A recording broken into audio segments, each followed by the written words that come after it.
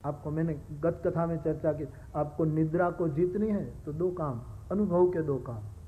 पूज्य की सेवा करो, निद्रा पर जीत हो जाएगी, और प्रेमी का सुमिरन करो, निद्रा पर जीत हो जाएगी। सीधे साधे दो वाक्य हैं, यदि आपके जीवन का सत्य बन जाए। तुम्हारे जो पूज्य होंगे उनकी सेवा करोगे तो आपको नींद नहीं आएगी। कोई शिष्य अपने गुरु की सेवा करेगा, गुरु उनका पूज्य है, तो बार बार गुरु कहेगा तो भी उसको नींद, वो कहेंगे नहीं आप सो जाओ, हम बैठे, आप सो, उसको नींद नहीं आएगी। पूज्य की सेवा से निद्रा पर विजय हो सकता है। साधकों के लिए मेरा अनुभव, ये सूत्र बहुत उपयोगी रहेगा।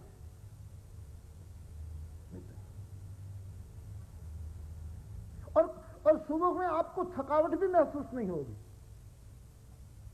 लेकिन सेवा, जिसके चरणों में आपकी पूर्ण निष्ठा हो, ऐसे पूज्य की सेवा।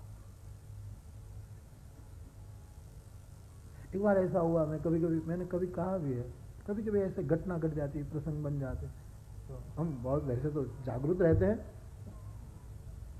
एक बार मैं एक कथा में एक घर निवास में था, तो झूले पर सोया था रात को, तो एक युवान मुझे झुला रहा था। सब मिलकर चले गए, 10 बज गए थे। हमने कहा सब जाए, तो हम ऐसे ही झूले पर लेटे, वो मुझे झुला रहा था। तो वैसे तो मैं उसको मना करता, लेकिन खबर नहीं, कोई थकावट के कारण मैं सो गया।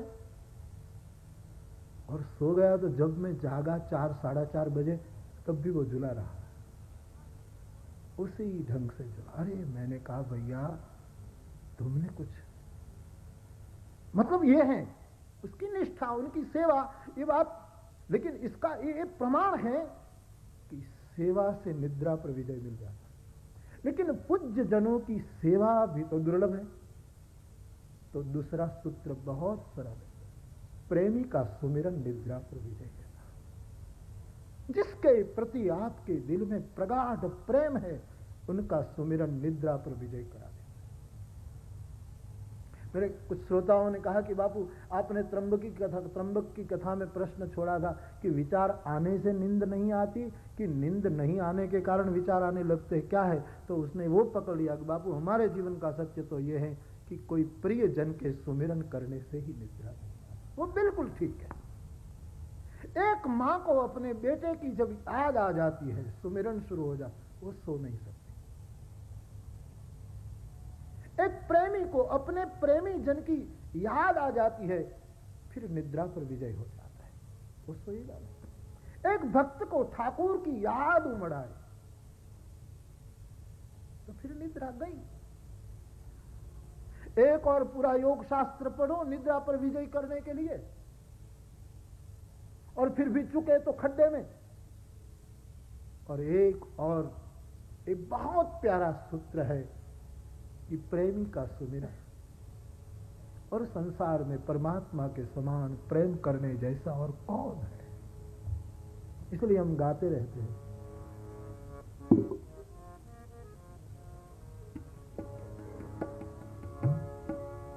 हरि तजी और भजिए काही, हरि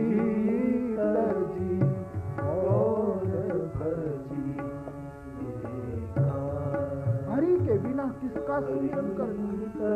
एक जीव के सुमिरन में निद्रा पर विजय हो जाती हो। कृष्ण ने अर्जुन को गुडाकेश क्यों कहा? है गुडाकेश,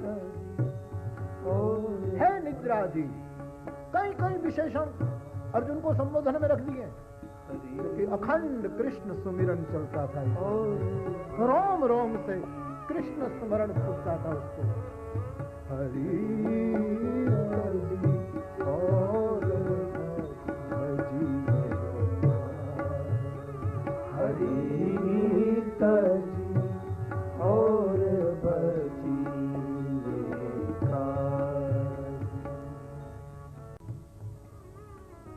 वाणी को जितना रोको, फिर कभी बहाओगे तो वरद हो जाएगी बात।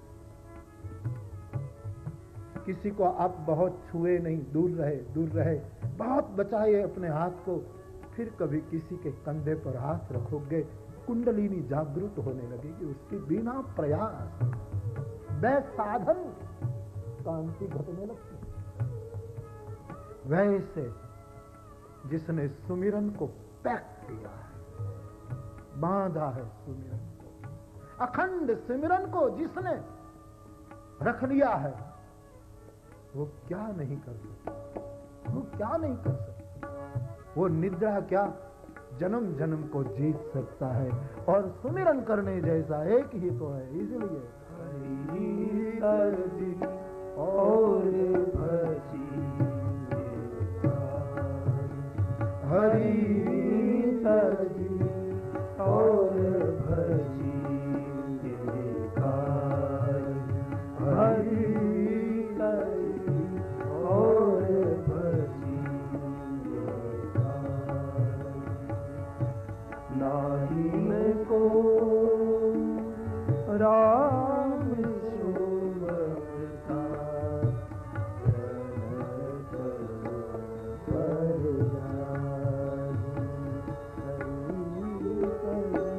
और भजी हरि तजी और भजी